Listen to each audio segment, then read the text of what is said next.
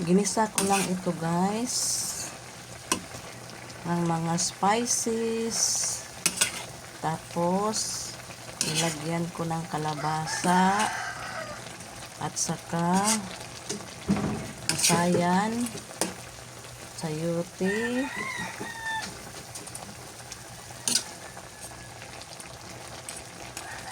pechay. Yan guys. Tapos guys, may anak kasi ako guys na hindi mahilig sa gulay. Hindi mahilig sa pasayan pero kumakain ng itlog. Kaya dagdagan ko po ito ng itlog para sa kanya. Yan guys. Ang agahan namin. Yan. Tikman natin guys. Tikman natin.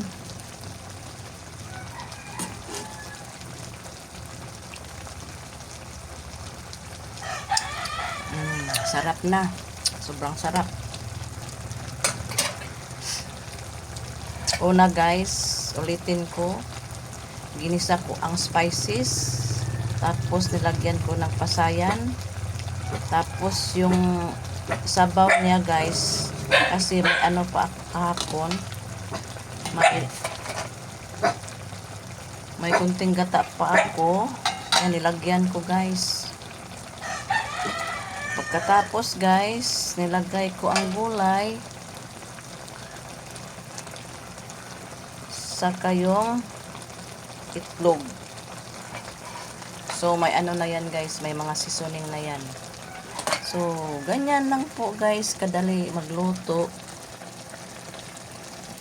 Nagtataka kayo bakit may itlog.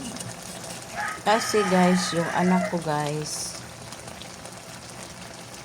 ayaw kumain ng gulay. Ayaw din kumain ng pasayan. Kaya, nilagyan ko ng itlog kasi kumakain siya ng itlog. So, mag-isip na lang ng paraan guys. Dahil minsan yung mga anak natin ayaw kumain ng gulay. Ayan. Kaya, nilagyan ko ng itlog. Baka magustuhan niya. Pag nakita niya, kumain siya. Ayan, yung mga aso ko guys, umiiyak na. Gusto na rin kumain. Salamat sa panonood.